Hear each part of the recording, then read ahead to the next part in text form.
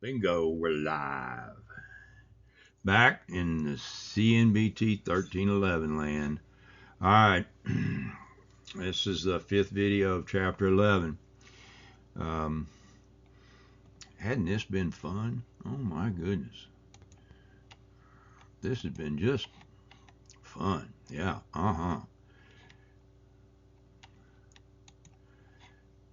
Sure was a lot easier teaching this in a 16-week block face to face. Anyway, all right, here we go. The electrical system of a building supplies power for lighting, heating, and the operation of electrical equipment and appliances. Now, I know this comes as a big surprise to all of y'all, right? All right.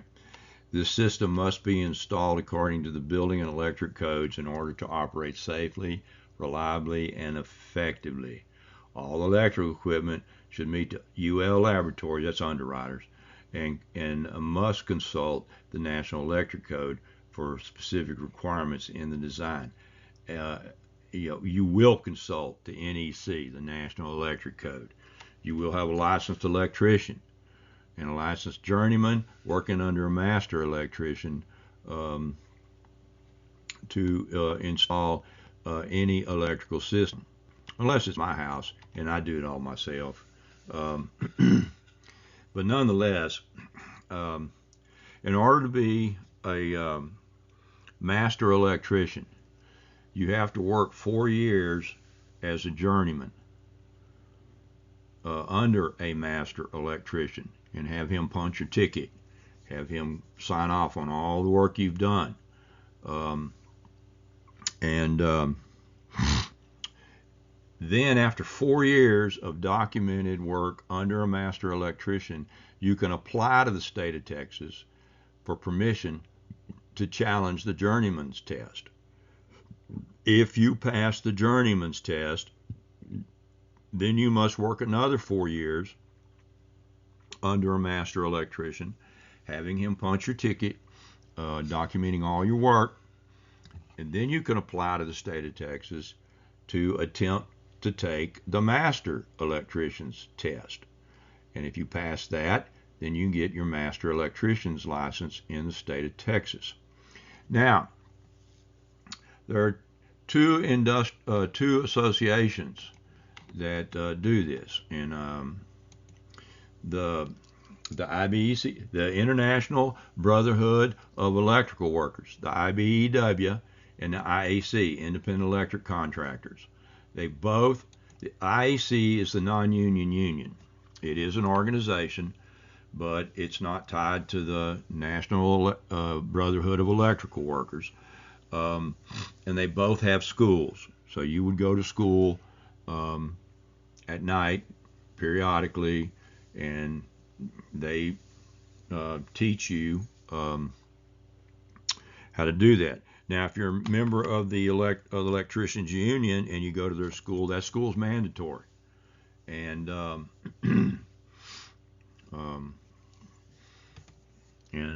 they teach all manner of electrical uh, um, design and installation according to the National Electric Code.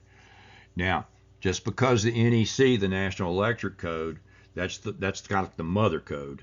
Your local codes and ordinances may have additions to that, and they have the right to add things to it. They can't take away, but they can add to it. Now, electrical flow, the physics of electricity. There's DC and AC circuits. AC is alternating current and DC is direct current. DC is what you have in your car battery, or a 9-volt battery, or a flashlight battery. That's direct current. Alternating current, the cycle alternates back and forth across sine wave. Electrical energy flows through a conductor because of the difference in electrical charge between the 2 points in a circuit. And theoretically, the electrons are on the outside of the conductor, whereas in a pipe, the fluid or air is on the inside. Volt is the SI unit of electromotive force. It's defined as the difference of electric potential between 2 points of a conductor carrying a constant current of, my God, why is this doing this? Between 2 points of a conductor carrying a constant current of 1 ampere when the dissipated between the 2 points is equal to 1 watt. Now that was all real impressive, wasn't it? Well, that's the definition of a volt. The ampere is the basic unit of electric current. It's equivalent to a flow of 1 coulomb per second, or to the steady current produced by 1 volt applied across a resistance of 1 ohm. Now, I am sure y'all are just impressed as I'll get out. A watt is the unit of power equal to 1 joule per second, or to the power represented by a current of 1 ampere flowing across the potential difference of 1 volt. An ohm is the resistance, okay? The electrical resistance equal to the resistance of a conductor, all right? And the symbol for ohm is that, the omegachron. That's Greek, all right? Alpha and the omega, all right? That's omega, all right? Now,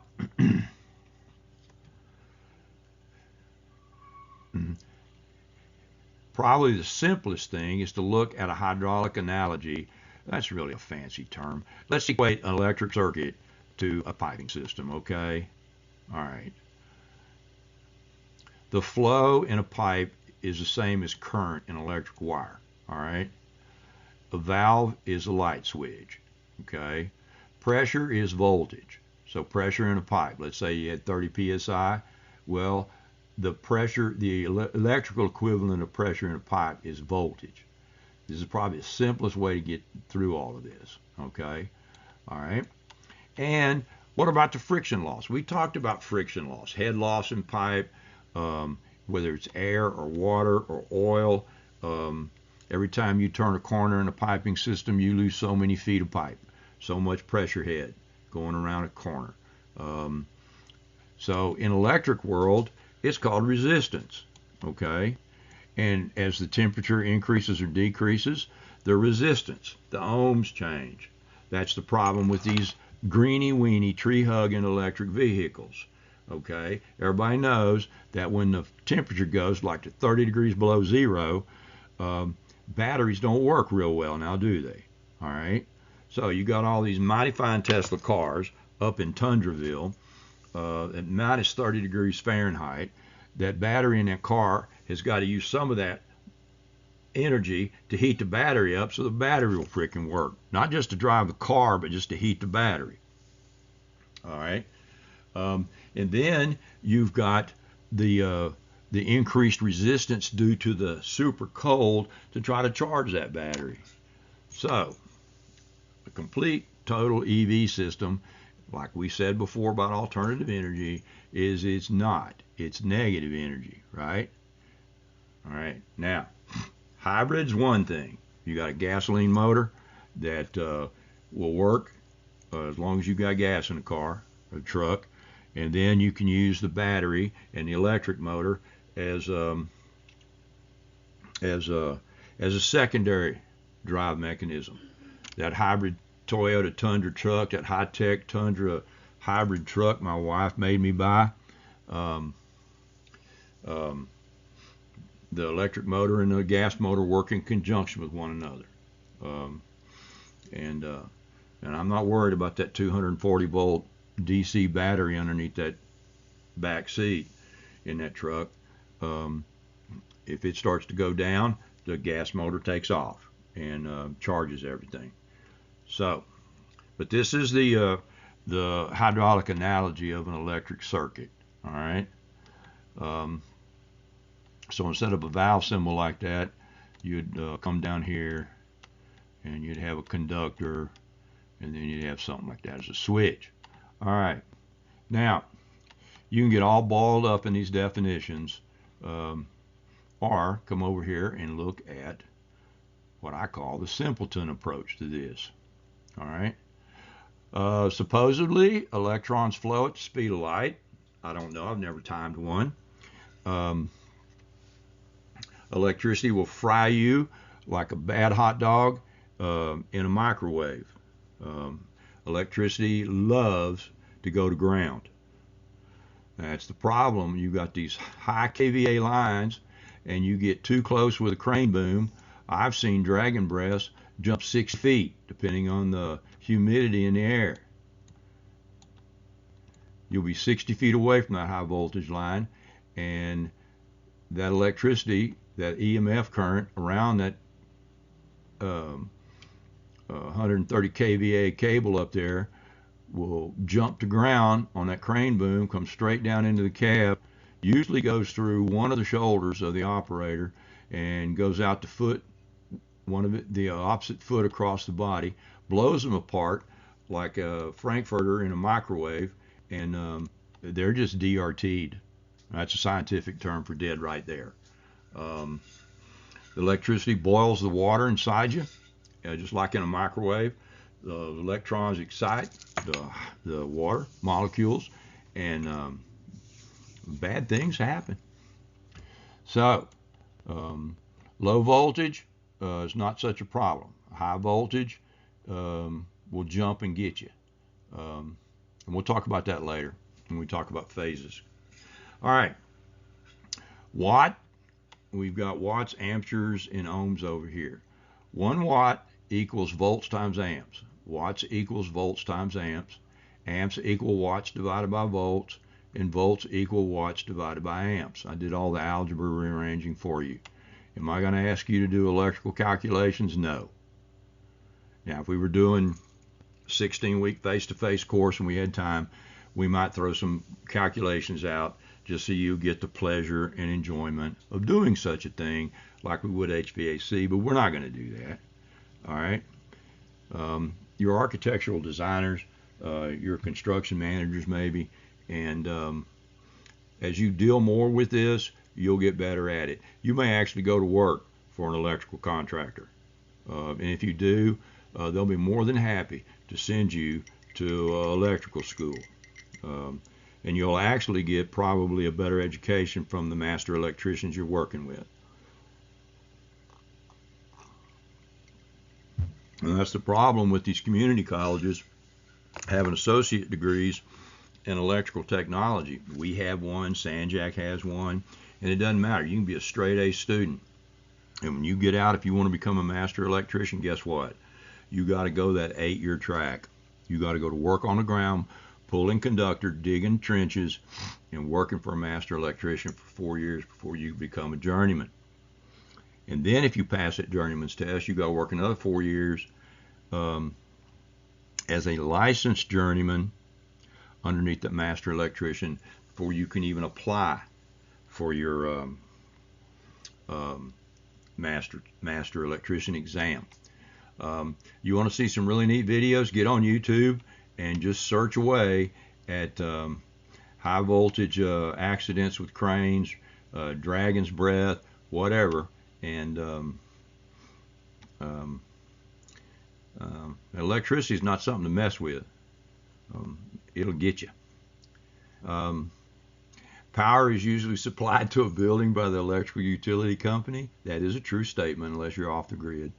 The schematic diagram below illustrates several voltage systems furnished by the public utility according to the load requirements of a building. Large installation may use its own transformer, and I guarantee you will.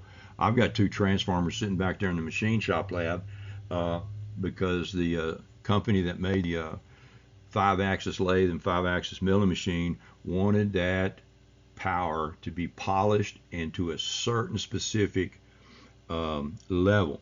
So we brought the 3-phase 240 volt power in, ran it through each machine's got its own transformer that's polished and designed and set and calibrated to provide the exact clean voltage to each one of those machines. All right, this is a Y transformer. There are delta transformers. Instead of a Y, it would be like this. We will not belabor the difference between a delta and a Y. But this is a Y. This is a ground symbol. It's coming off the center of the utility company transformer. Um, there is single phase, 2-wire, which is low voltage, 120 volt. Then you've got 120 240 volt single phase. That's a 3-wire service coming in. Every one of your residences will have a power head. We'll see a diagram of that later. And it'll have 3 wires coming into it. 1, 2, and 3. One of them's a ground. One of them's 120. The other one's 120. So if you need 120 in the panel box, you'll just use the 120 leg and the ground. And then if you need 240, you'll tap both of these in to a 2-pole breaker, and then you use the ground wire as the ground. That's single phase. All right. Now we go to 3-phase. All industrial power is 3-phase. Low voltage 3-phase is 240 to 208, and high voltage 3-phase is 480.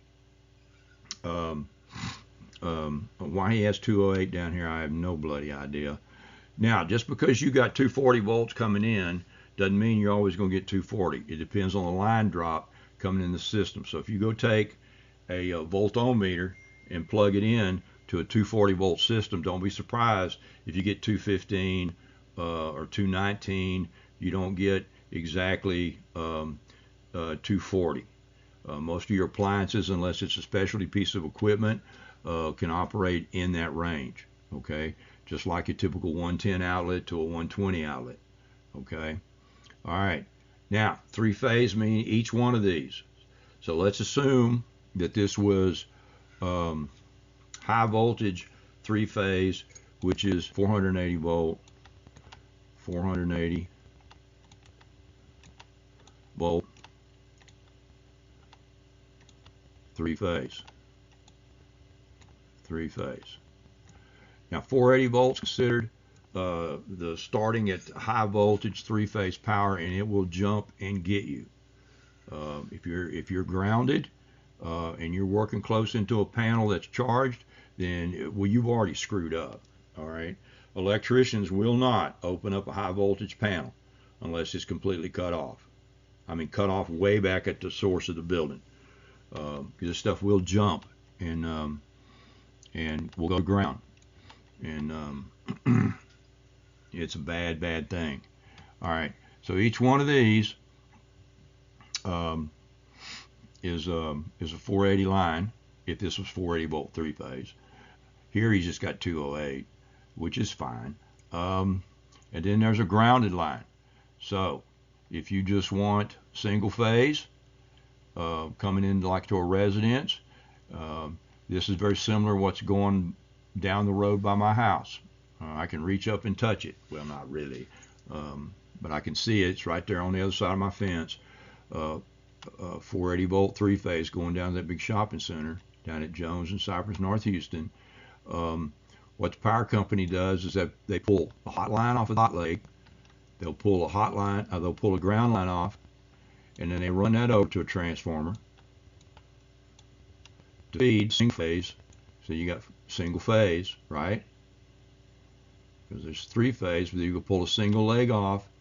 Here's ground, and that'll go in the transformer. The transformer will bust it down in to single phase, 2 legs of 120, and then they'll pull a ground wire, common ground, going off to the residences, just like over here.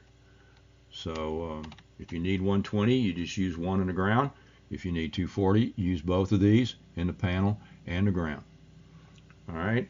Now that's probably more information than you ever wanted to know, but this is a Y configuration transformer. There is a delta, and we will not belabor the benefits of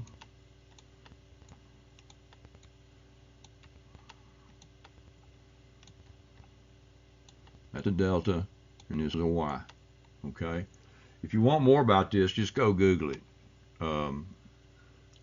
You'll run across stuff that drive you nuts. I do my own electrical work, always have, My uncle was an electrician, master electrician. My dad, I thought, was a good carpenter, but he wasn't much of an electrician. Yeah, he wired it up, and if it didn't burn to the ground, then it was a good job. Um, he's got some circuits in the garage at my mother's house that I don't know how he did it, but I had to rewire all that stuff. Um, the neutral leg on a 120 was hot when you flipped the switch. How he did that, I ain't got a clue. I love him to death. He was a great carpenter. Man, he was a good cabinet maker. Not much of an electrician. Rest his soul. All right. This is a typical service drop coming in. They usually don't anchor them to a building unless it's heavy stuff coming in. But let's assume this is single phase. Um, they'll usually bring these straight up, and these will be swedged fittings, and they'll tie through this weatherhead up here on a pole. It'll go down to the meter, all right, and or it could be a lateral service ground, all right. This is the supply side, and this is service side of the meter coming in from the utility company. This is considered the supply side. So if you come in here and tap in with another conduit going over to your garage like I did years and years ago to put in another panel, and I'll show you that later, you better tie it in to the service side of the meter side, or you'll be stealing power, and that's against the law. That's a felony in the state of Texas. All right. This is a watt-hour meter. That's what measures. Most of these meters now are smart meters. They don't even have to go in your backyard to read the meter anymore. And this, like I said, this is service side. All right. And this may go straight into a transformer. Okay. Now, we didn't have to do that in the machine shop lab because we pulled it off the main high voltage line, ran it through its polishing transformer for the CNC machines. Now, there's a way to convert three-phase to single-phase. You can use a static phase converter, which works good for some three-phase motors. For high-tech machinery, like CNC machines that are also computer-controlled, you really need a rotary phase converter. You just take a three-phase motor and drive it with a single-phase motor, reverse the poles on the motor, and you'll be generating three-phase power. And then they'll go through a polishing circuit to make sure that the electrical wave is clean and doesn't fluctuate beyond what the machine wants. And again, that goes beyond the scope of this course. Anytime, and this will be your electrical engineer that will do this. The electrical engineer will come in, and just like you do for your plumbing fixture units, they will do a load panel analysis for the building, for the HVAC system, the lights, any additional power that you might need. And they'll have to get with the power utility company and see if that amount of power is available in that area, or what might have to happen to get that done. In order for an electrical contractor to come out here and work on an existing structure, they've got to get with the power company. They will send a representative out, and they will pull the meter and completely disconnect power coming in to the building, so the electricians can do any additional work that they need. There may be a main disconnect down here, a main disconnect switch. But we have that at the Cypress Center, so we had to go into that 480 panel to add branch circuits. We had to completely shut the power off to that workforce wing of the building, and that allowed that whole giant high voltage 480 panel that has a tendency to want to get out and grab you, completely dead. And then it had to be checked, and then it was double checked, and then the electricians were able to get in there and do their work. When that was done, we went back to the main panel board, which was away from the wing, and flipped the switch back on and energized that whole system. Okay. Sometimes buildings need a transformer, just like I said about the machine shop lab. Sometimes they do. Your service connection may be overhead or underground. A lot of the modern subdivisions, they run all this underground, and then the transformers are sitting in the backyard. The little green boxes sitting up in the backyard, and it's all that service is underground. Now, at some point in that subdivision, you'll have a main feeder pole.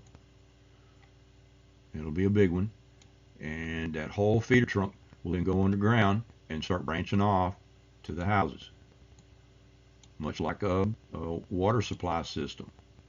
And then in each one of these houses, there'll be a little train sitting in the back. Keep out of it, stay out of it. And then from that transformer, there'll be an underground line to the house.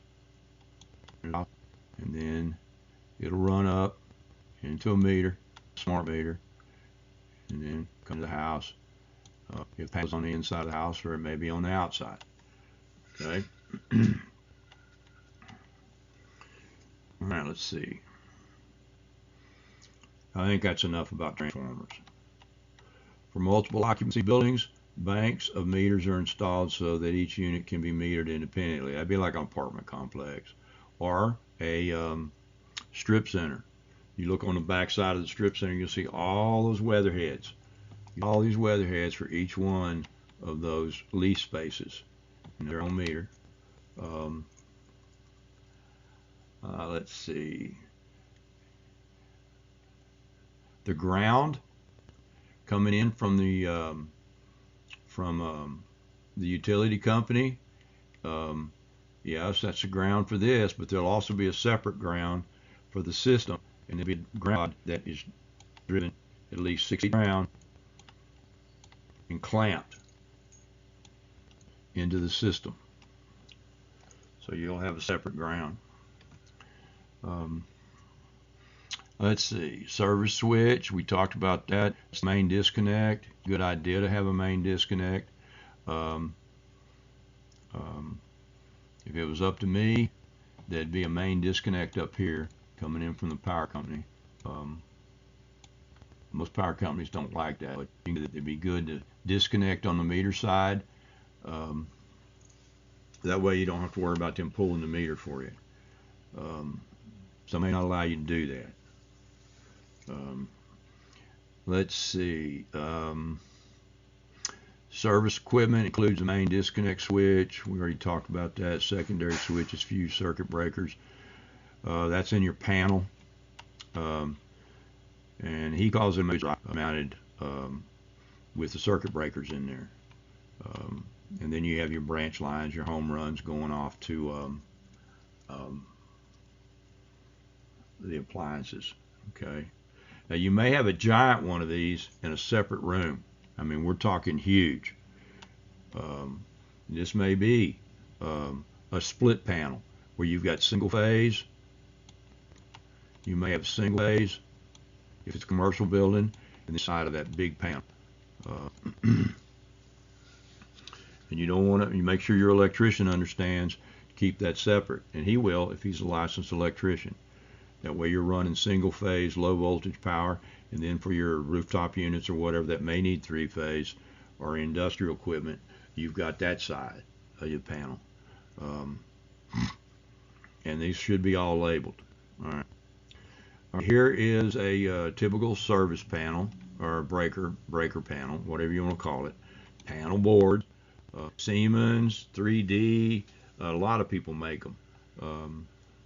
You don't want to low budget these things because you want to be able to get circuit breakers to replace if you can. There was an old company back in the 80s that was called Federal Pacific Electric. A lot of houses in the Cypress area used FPE. That piece of junk house I'm in, the main one in the back bedroom that feeds the house is an FPE panel. Those people are out of business, so there are people that still make the circuit breakers for them, and they're more expensive.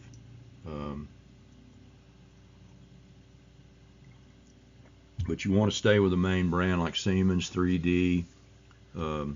I don't know if General Electric still makes service panels or not. I know 3D does and Siemens does. All right. Um, there are branch circuits. Like a lot of your wall outlets can be a branch circuit. Um, so they'll run a home run, and a home run is just from the panel that services something, either a single circuit or a branch circuit. All right. Um, each branch circuit sized according to the amount of load. Again, this is the load, just like a fixture unit load, but this is electrical. And so 20% of its capacity is reserved for flexibility, expansion, safety, etc., etc., etc.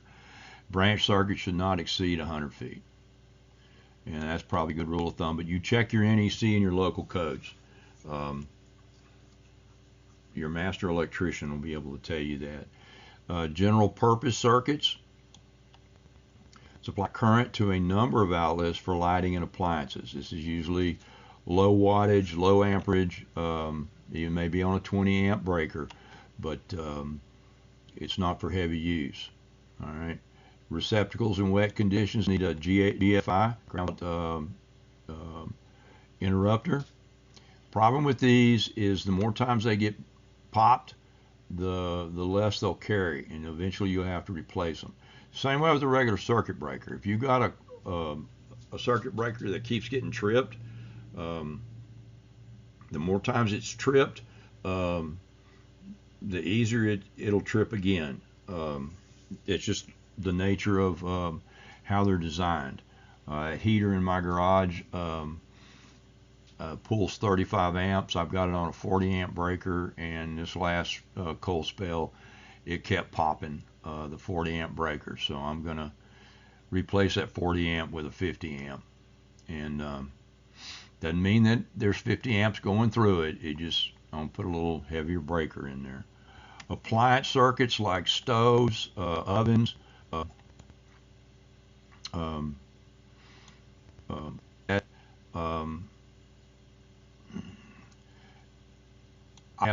they need to be on an individual. You need to run a single home run to an electric oven or stove, in my opinion.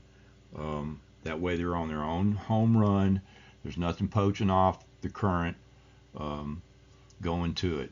Now, some appliances like a dryer and a washing machine, if they're low wattage, you can pony those two together. When I redid the kitchen, I ran a separate home run to the induction oven and stove. From the panel I put in my shop, the garage. Load requirements for lighting fixtures and electrically powered appliances are specified by their manufacturer. Load analysis. It's called a panel analysis or a load analysis. Panel load. It's a panel load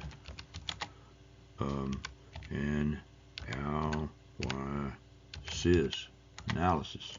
Panel load analysis. It's just like doing fixture unit loads on how much water you need.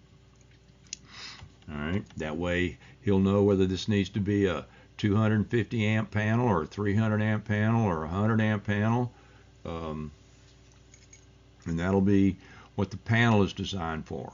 And the main breaker on the panel will have that 300, 250, 200, 100 amp main disconnect on it.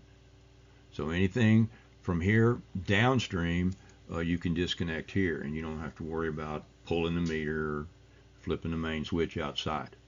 All right. Now, you may have a low voltage coming off of a normal voltage. And I don't like using the term. If it's single phase, you may have low voltage, all right, on a single phase deal. Let's say for landscape lighting or irrigation systems, they'll have a transformer somewhere in the system to knock that voltage down to below 50 volts, all right? In this case, he's using 50 volts. It could be even lower. It could be, let's say you've got a bank of LED lights that you're hardwired around your landscaping. Those things may be 12 volts. You may need a 12 volt transformer. Your mileage is going to vary again. I know you're getting tired of me hearing me say that. And low voltage switch is used when a central control point is desired from which all switching may take place. It's like anything else. All this has to be sized for the load, and separate wiring circuits are required for sound and signal equipment, comm and security, and still a complete separate system. We talked about fire systems, fire suppression systems. All that circuitry is all different. They'll have their own circuits, separate from the building circuits. Some telephone systems, and this is taking us back into the ancient days of yore, where you had hardwired telephone systems, and in commercial structures, where you have a commercial multi-bank system, they'll need their own clean power, and they may need a transformer to clean the quality of the electric power coming in because of the digital circuitry. Cable television is going to be different. Okay. If several outlets are required, a 120 volt outlet is supplied to serve an amplifier. Coaxial cables in a non-metallic conductor or raceway transmit the amplified signal to the various outlets. So, and we're talking about short them. They have to worry about this. It's non-clean currents, what it is. So you may have to clean it up. All right. Here's a picture of a panel in my shop that I put in years and years ago to serve my shop needs. I ran a separate home run from the metered side of my meter, and back then I could pull my own meter. I had extra tags. Now I got a smart meter that HLMP put in, not HLMP, Reliant or whoever the hell they are now. And this is how they're done. They're set in between studs. Then you bring the sheetrock in for the cover to set over it. This is the inside of that panel. As you can see, this is a 100 amp panel. It's a 100 amp panel. It's labeled off and on. And no, I did not pull this cover to show y'all how it's all wired up. I'm not going to get accused of getting y'all electrocuted.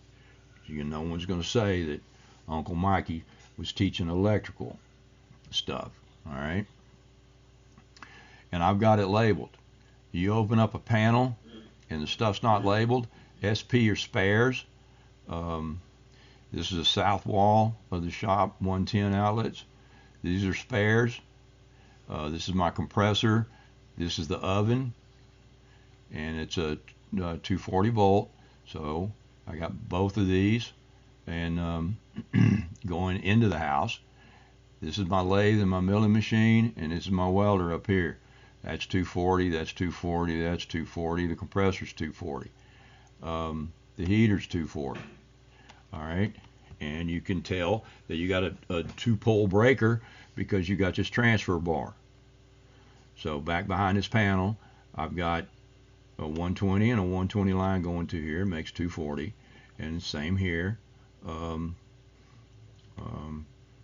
It's a 20 amp two-pole for the lathe and milling machine. There's a 50 amp for the oven. It's got its own home run. And the compressor's 20 amps. These are spares. This is for the south wall, 110 outlets and lights I poached off of. Well, here's the lights up here, and this is a center 110. So these two are active. These are spares. So now you add all this up and you go, well, wait a minute, Mr. Engineer. if I add up all this amperage, that's 50 amp. That's 100 amp right there, and you got 40 over here, and you got 20 there. And what are you doing? You've overloaded this panel. No, I haven't. No, I have not. Because I'm not going to be running the welder at a full 50 amp draw. I'm not going to be running the milling machine and the lathe at a full 20 amp draw. My wife's not going to be running the oven at a full 50 amp draw. Just because it's a 50 amp circuit doesn't mean it's drawing 50 amps across there. If she's using one burner and not the oven, it's not pulling 50 amps. The circuit is designed for 50 amps. Now, yeah, if I had all this running full bore, no, this panel would be way undersized. So that's what your electrical engineer does. He says, okay, what's the use of this building? If you're going to be running the oven at 50 amps, and you're going to be running the welder at 50 amps all day, every day, and the lathe and milling machines are running at the full bore, and the compressor's running at 20 amps, then no, this has to be a much bigger panel, much bigger amperage panel. And all this gobbledygook over here on the inside of this will tell you what this panel can handle. Now, I bought it as 100 amp, but you can put a bigger breaker in here and carry more load through here up to a point. So, but let's say this was an industrial panel load, and all this is going to be running full bore, full tilt. Every one of these needed to be used. Well, yes, this is way undersized. Okay, but for my use, I know because I control what's being used. No one else is going to use that lathe and milling machine except me, and I'm not going to be welding when I'm using the lathe and milling machine.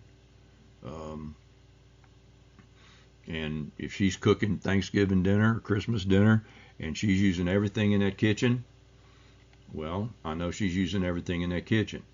The chances are me out here welding at a full 50 amp draw is slim to none. Okay, so and that's how you balance that stuff out. But again, assuming that all this was needed every day, all day, yes, this panel would be undersized. Does that make sense? I hope it does. All right, thought you that. All right, electrical wiring. Oh my God, boy, that opens up a lot of real estate, doesn't it? Romex is like Coca-Cola or Xerox. Okay, Romex is a trade name for a type of wiring that goes in residences, and you can read all of that. Non-metallic sheet, also called a Romex. You can get this in little bitty wiring, or you can get it in heavy duty wiring. SO card is for submersible. It's got a heavy outer coating on it, and all those hang down outlets in the welding lab and in the machine shop are all SO cards. That's the designation of the insulation on the outside. This is a type of insulation. This tells you what the conductors are. It's a 212. That's a 12 gauge wire. There's two of them with a ground. That means there's three in here. You're going to have a ground wire. You'll have a neutral and a hot. And this tells you your voltage class. And the volts through that piece of Romex. That just means what it's rated at. How they rate this, they set it on a load fixture, and they just cram voltage through there and wait for it to melt, and they find out at what rating it melts at. They do a destructive test on it to get rating.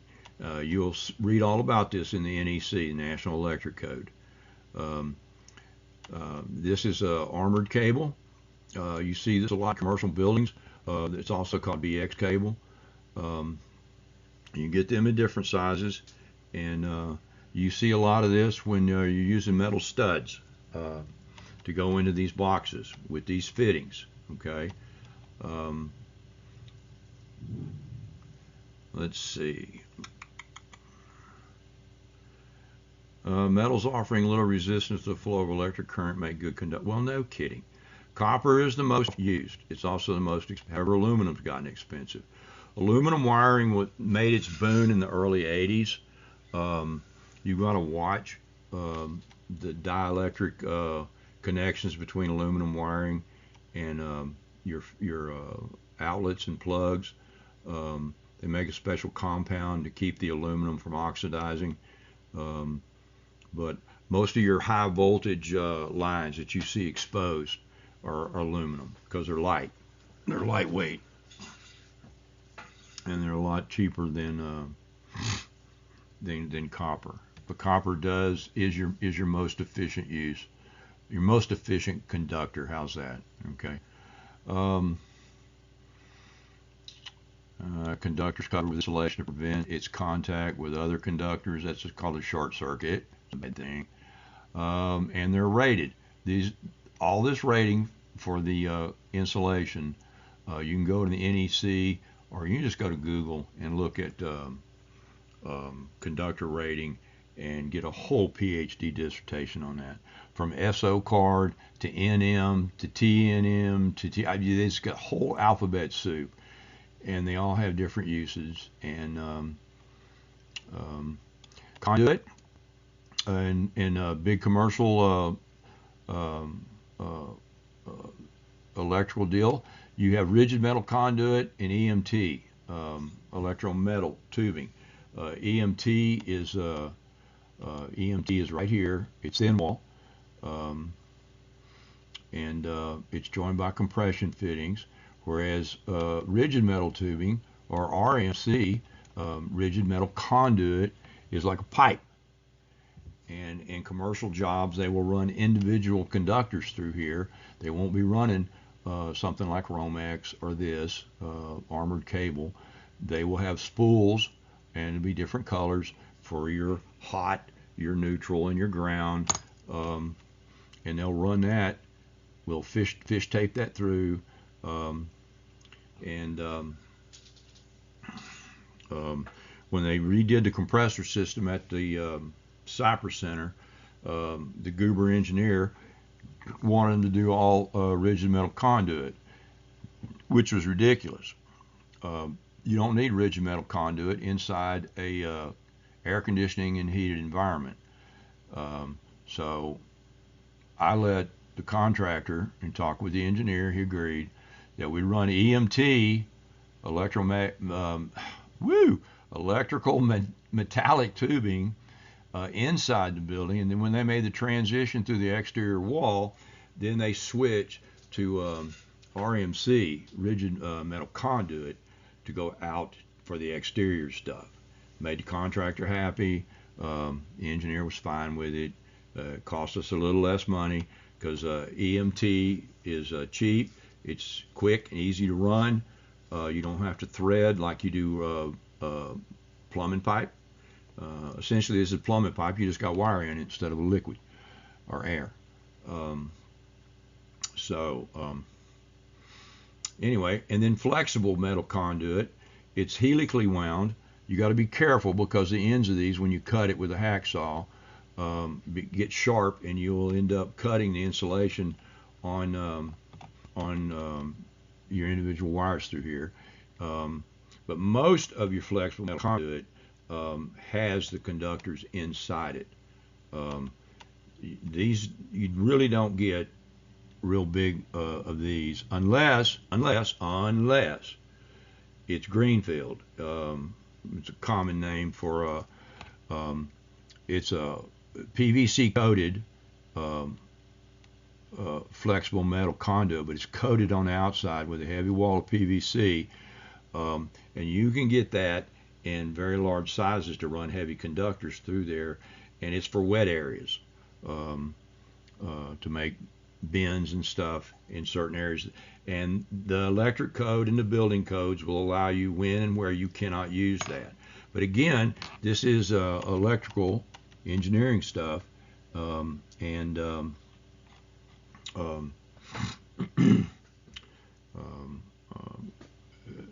electrical contractor stuff. Let's see, where we at here? Access flooring systems. Probably ought to put this off. Being relatively small, conduit can be made easy systems. Electrical conductors. All a raceway is if you're going to run the conduit like through this expanded metal decking here, you could consider that a raceway. Or you put in hard raceways like in a suspended floor, like they used to have in computer rooms. When computers were huge, they were like refrigerators, and they were on elevated floors, and the air conditioning was pumped up through them. Again, your mileage is going to vary. So why don't we end this video here, and we will, this will be chapter 11, video 6. Oh my God, I think we're setting a world record. So I'll go to access flooring and talk about the raceways and special. They still use access flooring for some things, and we'll talk about that in a minute. All right, what's our time on this one? I don't know about y'all, but I'm getting tired of this. All right, 51 minutes.